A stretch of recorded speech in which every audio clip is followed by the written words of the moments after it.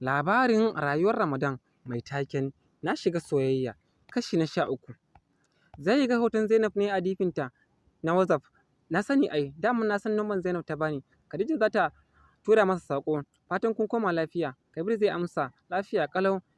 Ya Hajiya? Khadija za ta yi murmushi ta ba shi amsa. Hajiya tana lafiya, alhamdulillah. Kowa zai kama murmushi. Suna hiransu washe gari da safe anti ce tana sauri za ta fita aiki. Mansur a falo ta same shi ta ce masa ina Aisha? Zai amsa Aisha ta je sayan biredi a waje. Anti ta ce sauri nake yi, akwai wata kaza da na bari a ɗaki, ka je ka ɗauka, idan ta dawo ku ci.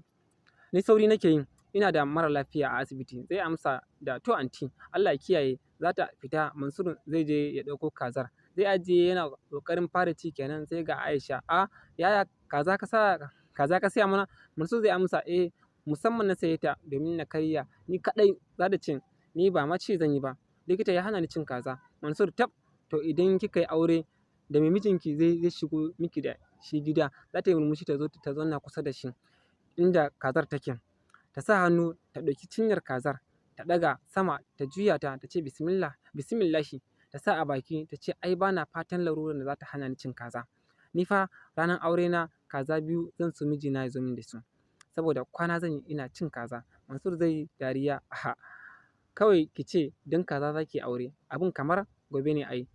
Aisha ta ce auren ko? Mansur zai ce mana, tun da ranar ma da idona na gan shi ya ci ado, ke ma kina ta sauri za ki je ku haɗu har kika yi mantuwa kika ƙara komawa, watakila kun je cin kaza ne ma ko askirim.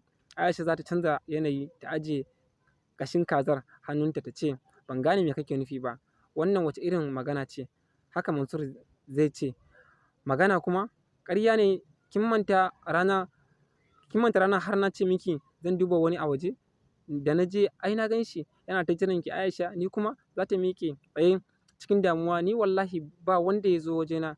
Za a yi sallama a gidan, yaro ne zai zo ya ce ana sallama a waje. Mansur zai miƙe tsaye ya ce ki ƙara ta cinye kazar, bari na duba na ga waye ne wanda ya kasa shigowa cikin gidan.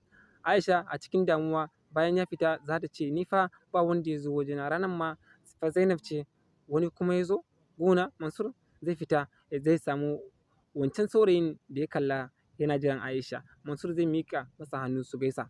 Saurayin sunan shi Mahmud. Mahmud zai ce na zo wajen yarinyar gidan nan ne. Mansur zai ce Aisha.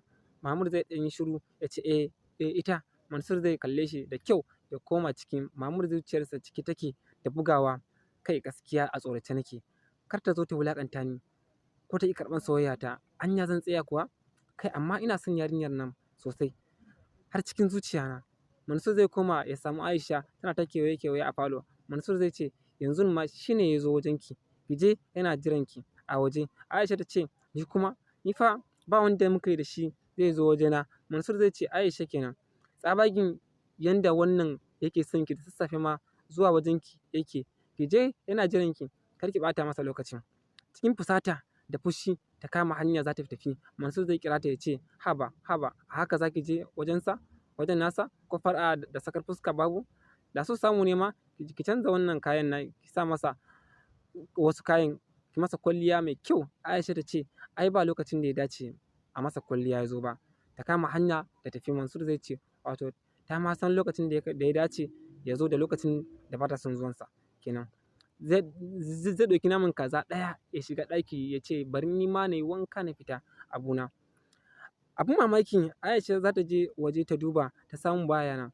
Ta ƙara leƙawa har ma ta fi sawunsa ta ga ba kowa. Ta yi tsaki ta dawo za ta shiga gida kenan. Za ta ga wasiƙa a ƙofar gidan a maƙale. Za ta ɗauka ta buɗe ta ce wasiƙa kuma? To fa a nan za mu tsaya da kashi na 13. Na 14 zai fito gobe. Shin ya za ta kasance a cikin wannan cakwakiyan labarin? Ni ma da nake rubuta muku wannan labarin matsuwa nake yi gari ya waye domin rubuta muku shi. Allah ya kai mu goben lafiya.